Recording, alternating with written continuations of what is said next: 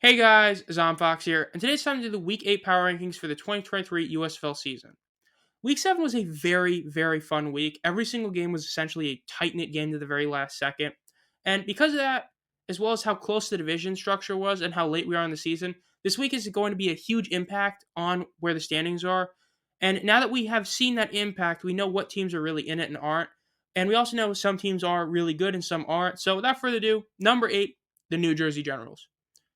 I mean, who else? They've looked like trash for the last couple weeks. It just they were really good and now they're not. Look, I wish DeAndre a speedy recovery. He got hurt really bad late in the game. But after his injury, Laletta came back in and he had a very solid end of the game, which made this game a lot closer than it was.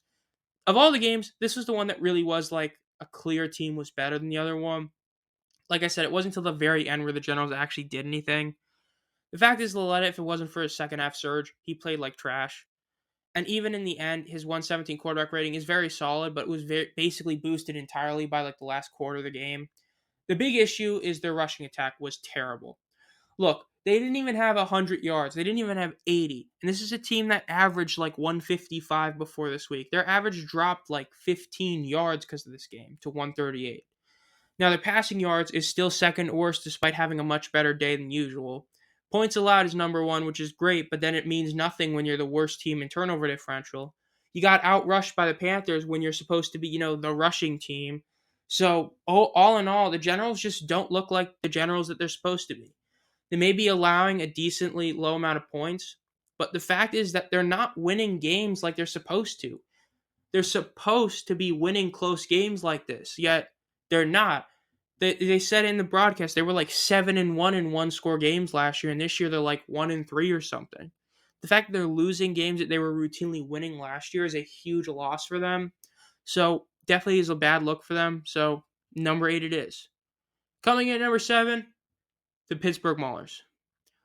I mean, they're the worst team in point differential, granted by 1 point, and they're the worst team in points scored, so you knew they had to be low. Look, they were in this game due to how lucky they were with turnovers from the Stars. Their turnovers weren't as bad. But the fact is, the Maulers' offense wasn't nearly as good as the Stars.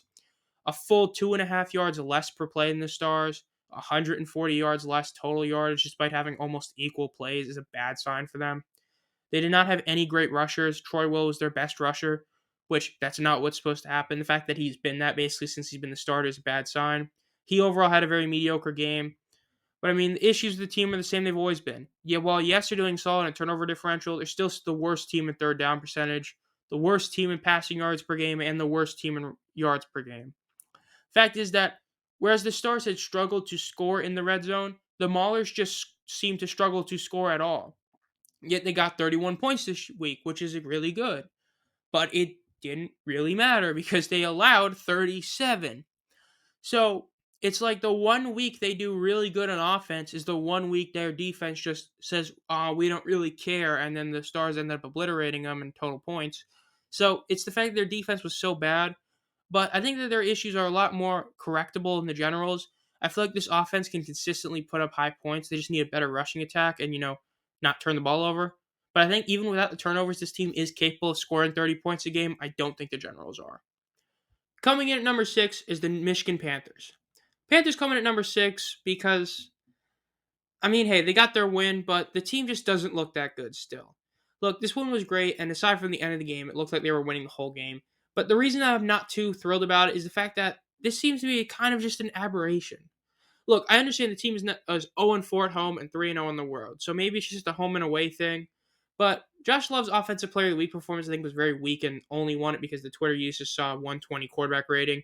Because a 55 completion percentage for Player of the Week just doesn't mix. And his 264 yards is solid. 9.1 yards per attempt is really good. But the main reason am hopeful is Reggie had a solid game. He had probably a top 2, well, it definitely top 2, but arguably top 1 performance of a running back this week. His 78 yards and 20 attempts with his long of only 11 was one of the more consistent performances of the whole week. He didn't really have a single rush that, made him get carried by his stats. So honestly, a big congrats to Reggie. I think this team is looking on the better direction. Hopefully this team can continue on to, get some more wins. Hopefully they can make the playoffs. Getting this win is a huge deal because now they only really need to just beat the Maulers in their rematch to nearly guarantee a playoff spot, but we'll see. Now, coming in at number 5 is the New Orleans Breakers. The New Orleans Breakers end up coming in at number 5 because it was tough. I wanted to put the Panthers above them, but not yet. Look, the Breakers definitely deserve to move down. They're on an 0-3 streak. And the fact is, their offense just doesn't look like it's going to be fixed anytime soon. Their yardage was really good, and it matches up. In fact, it was better than their average, which are already the best in the league. But their turnovers, man. Dude, 3 turnovers this week? They need to stop doing that. 2 fumbles lost, an interception. Look, MBT and Hills have not looked as good as they were early in the season. And I keep saying that every week because it's just true. You don't turn the ball over 3 times, you win this game. You do. If MBT doesn't throw an interception, he has a really solid quarterback rating, probably over 100. Instead, he has a 75. Wes Hills, it's just, look, the team needs to put up 30 points again. They've put up 20 points for like the first time in like 3 weeks or 4 weeks, really. But I haven't seen any game this, like, in a while that makes me go, oh, the Breakers offense is really good again. This game wasn't it. This game was close at the very end to a lot of really weird plays at the end. The fact is, it's just the Breakers aren't that good, man, at the moment. Look, they're the worst team in their division right now, and they are in a 3-way tie for second place. And so for the Breakers, I just don't see how they could make the playoffs. Look, the Gamblers are a team that I think their offense can be good enough to make the playoffs no matter what. In terms of that, they can just, get a couple games that do really good scoring the ball. Then I look at the Showboats, they're on such a hot streak right now, it's hard to see how they'd end up losing. And then the Stallions are just the best team. So where if one team gets left out, it's going to be of those 3. I don't really see the Breakers making the playoffs at this point. So sadly for Breakers fans, I think your team's done. I mean, maybe things will change this weekend. They'll put up 40 points and, make everyone, stop doubting them. But at the moment, it looks like while they're better than a lot of teams in the North, they're just not a good team overall. So sadly, to me, they're number 5. Sorry, I'm thinking about number 4 because number 4 is, well, the Gamblers. Look, it's just that the Gamblers and Breakers, I really was hoping would end up being the playoff game because we've seen great games between them. But the Gamblers ended up being a number 4, and the big issue for them is that their 2 best players were trash. Mark Thompson had 42 yards, and it was only thanks to a 20-yard rush. If aside from that, he averaged less than 2 yards per carry, that's terrible. Their third but not down percentage is still great, but their 162 points allowed and their -3 turnover differential is horrid. And then Kenji Bahar, 46 completion percentage, a 42 quarterback rating, it's not going to get it done. The fact that both your 2 superstars ended up playing so bad is honestly really bad. Your 2 superstars cannot be playing that bad out of nowhere like they were, especially Kenji. Look, I gave him a pass last week because he just came back from injury, but there's no excuse for his terrible performance this week. Look, they still have a decent shot at making the playoffs. Their offense is good enough to have great games, but at the moment, it's looking bad for them. Now, coming in at the number 3 spot is going to be the Philadelphia Stars.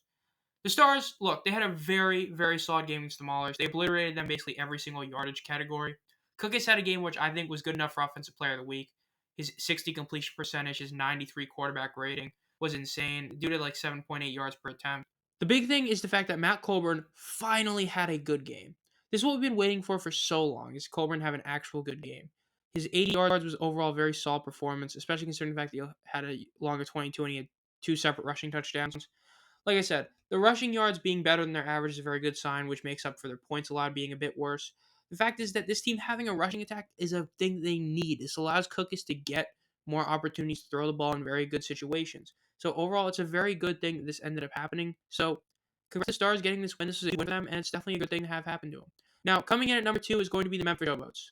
Look, the Showboats coming number 2. I don't think this is really a shock to anyone because they've just finally looked really good. 4 straight wins, the best in the league. Cole Kelly did another good enough performance to win the game. And the fact is that they had a great rushing performance. They had over 110 yards through just 2 guys, which is far better than their yards per game normally in the ball. And they're still the best team in turnover differential.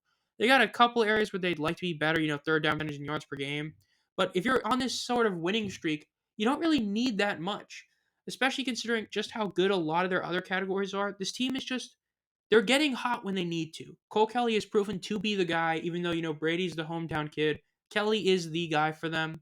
This team looks really good, and they look to be making the playoffs. Just got to win 2 games, and they're basically in. So congrats to the Showboats. They're really a team, which is great. And then number 1, the Stallions. Oh my God, the Stallions are number one again. I really did not want to say this, but yep, the Stallions are back to be number one. They're still the number one team in total points scored and point differential, so that's always great. And then of course they're just still really good. Alex Magoo had another great performance, another borderline offensive player of the week performance. CJ Maribel had a really solid game.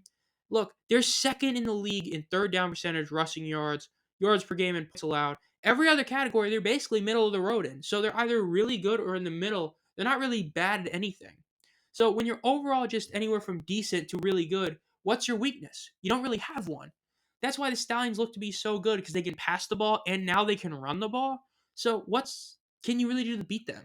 It's just like last year. It's to the point where it's almost impossible to beat them. To where if you play perfect football, you can. But when you have two more turnovers than the Stallions, like the Breakers did, you don't win that game, which they could have won. So the Stallions are the best team in the league all of a sudden. I wish it wasn't, but they are. So congrats to the Stallions. They're the number one team in the league. And it looks like we might have a rematch of the Stars and the Stallions in the title game. Oh my God. Overall, that'll do it for the Power Rankings this week. This has been Zomfox. We do at least 3 videos a week during the season. So if you enjoy this content, make sure to subscribe and hit the bell. And as always, have a great night.